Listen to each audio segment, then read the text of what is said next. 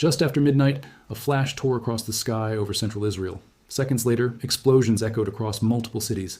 Fires erupted near Ramla. Debris scattered across Tel Aviv. Residents in Bnei Brak and Ramat Gan reported injuries as fragments slammed into buildings. But the most alarming detail was not the explosions. It was the weapon that caused them. For the first time in combat, Iran launched the Sejjil ballistic missile. A missile that had existed for years in test ranges and military parades had suddenly entered real war. And the reason military analysts immediately paid attention was simple. The Sejjil is not just another missile. It represents a major leap in how Iran can strike targets thousands of kilometers away. But here is the question that worried defense planners. Why had Iran waited so long to use it? And what makes this missile fundamentally harder to stop than earlier systems? The answers begin decades earlier. Iran missile development did not begin with the Sejjil. For years, the backbone of the Iranian long-range arsenal was the Shahab missile family. Those systems used liquid fuel. Liquid fuel missiles work, but they come with a serious weakness. They must be fueled before launch. That process takes time. And time creates vulnerability. Fueling a large ballistic missile can take hours. During that window, satellites and reconnaissance aircraft can detect the activity. Enemy forces may launch a preemptive strike before the missile ever leaves the ground. Iranian military planners understood this problem clearly. If their launch sites were discovered early, a large part of their strategic deterrent could be destroyed before it was used. The solution was solid fuel. Solid propellant missiles are stored fully fueled and ready to fire. There is no long fueling process. A launcher can move into position, erect the missile, and fire in minutes. This dramatically reduces the time available for detection and interception. That advantage became the foundation of a new Iranian missile program. The result was the Sejjil. Development of the Sejjil began in the late 1990s as Iran sought a more advanced replacement for older liquid-fueled systems. The missile was first publicly tested in 2008. A second improved version followed in 2009. These tests demonstrated something important. Iran had mastered a complex technology, a two-stage solid-fuel ballistic missile. This type of missile requires precise engineering. Each stage must ignite at exactly the correct moment while the missile is already traveling at enormous speed through the upper atmosphere. If the timing is wrong, the missile fails. But if it works, the result is far more powerful. The second stage pushes the missile even faster and farther after the first stage burns out. That design allows the Sejjil to reach targets up to roughly 2,000 kilometers away. From launch sites inside Iran, that distance covers the entire Middle East. It includes Israel, United States military bases across the Gulf region, and large parts of southern Europe. Yet for many years, the Sejjil remained something of a mystery. It was tested, it was displayed in military exercises, but it was never used in combat. Until now. During the recent escalation between Iran, Israel, and United States forces, the strategic environment changed rapidly. Israeli and American strikes targeted Iranian infrastructure and military sites. Iran responded with missile barrages. Most early attacks used well-known Iranian systems, such as the Fateh or Shahab families, but then something different appeared.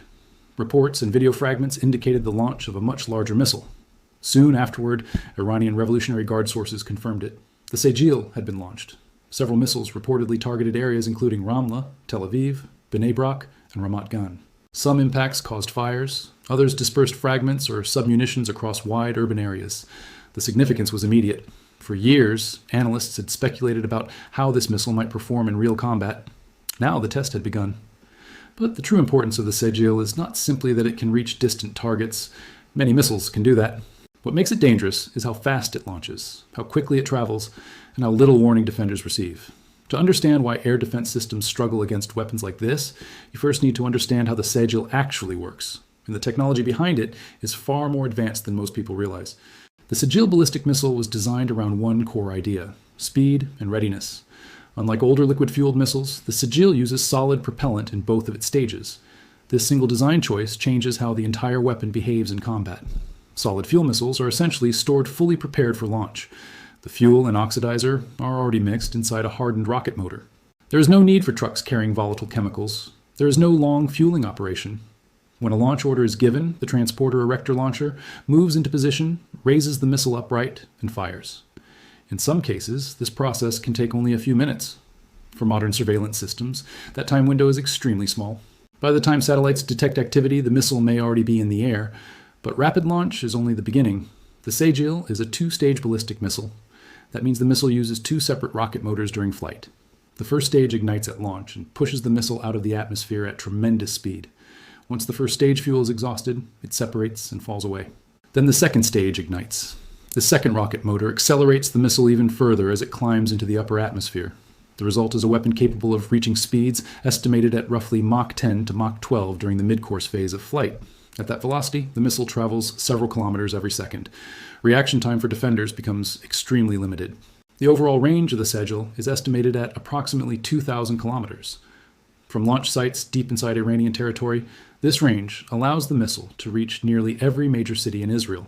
It also places United States military facilities across the Gulf region within reach. Strategically, this gives Iran the ability to strike distant targets without positioning launchers near its borders. But speed and range are not the only important features. The missile payload is equally significant. The Sejjil is believed to carry a warhead weighing roughly 600 to 700 kilograms. This warhead can be configured in different ways. One configuration is a conventional high-explosive warhead designed to destroy hardened targets. Another possible configuration involves submunitions. Instead of a single explosive impact, the warhead opens in the air and releases multiple smaller explosive bomblets across a wide area. Each submunition can detonate independently on impact. This dramatically increases the damage footprint of a single missile. Urban areas are especially vulnerable to this type of payload. Buildings, vehicles, and infrastructure can all be struck simultaneously. This appears to have been part of the effect reported in areas around Tel Aviv during recent strikes. Fragments and explosive elements were scattered across multiple streets and buildings. But even the warhead is not the most challenging part for defenders. The true problem lies in the flight profile of the missile itself. Ballistic missiles, like the Sejjil, follow a trajectory that sends them high above the atmosphere before descending toward their target. During the mid-course phase, the missile travels through near space. At this stage, it is moving extremely fast and is very difficult to intercept. Modern missile defense systems rely on radar tracking to detect and predict the incoming path. But because the missile travels so quickly, every second matters. Once detected, defensive systems must calculate the trajectory, launch interceptors, and guide them toward the target.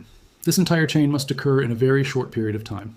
And when multiple missiles are launched at once, the challenge increases dramatically.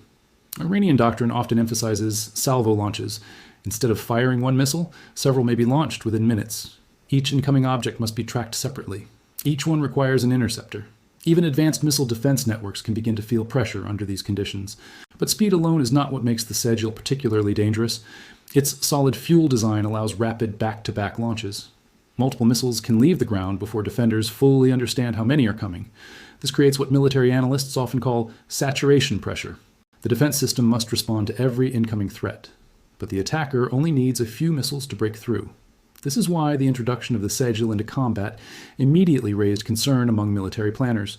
It represents a weapon built not just for distance, but for overwhelming modern air defense networks. And that brings us to the critical question. Israel operates one of the most advanced layered missile defense systems in the world. So why are weapons like the Sejjil still capable of getting through? The answer reveals a deeper challenge facing modern military technology. Israel operates one of the most advanced air defense networks on Earth. For years, the system has been built in layers.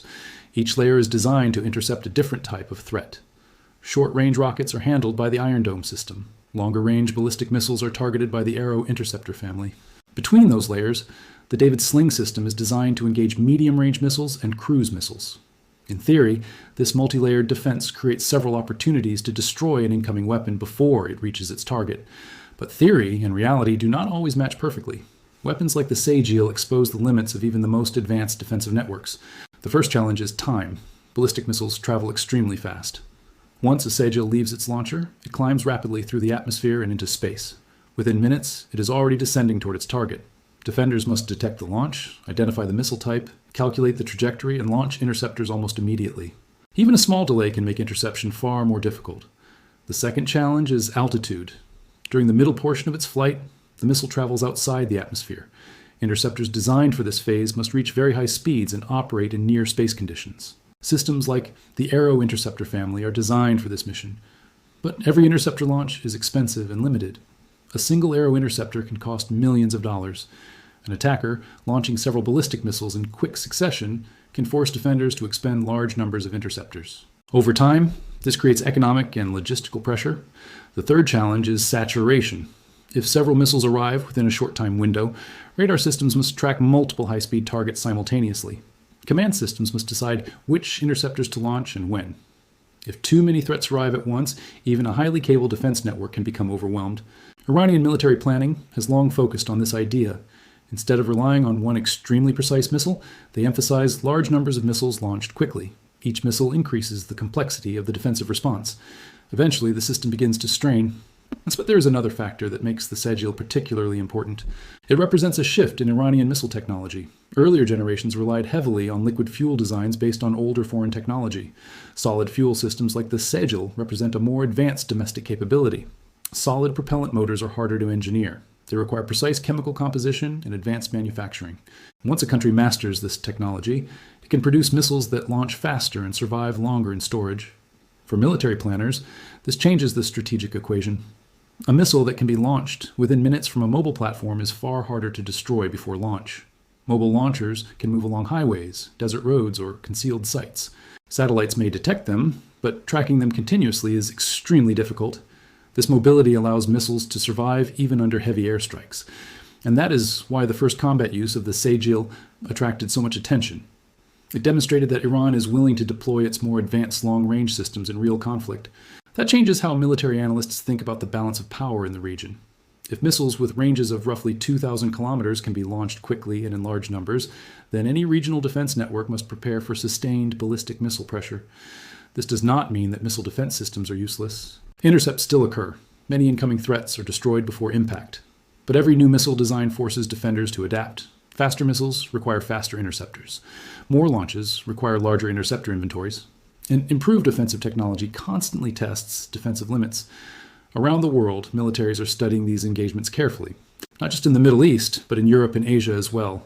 Because the lesson is not limited to one region, ballistic missile technology is spreading, solid fuel systems are becoming more common, and each new generation reduces warning time for defenders.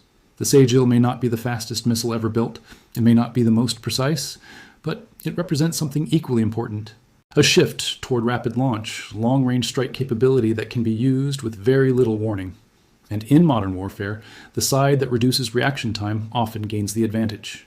This is why weapons like the Sejjil are forcing military planners around the world to rethink the future of missile defense.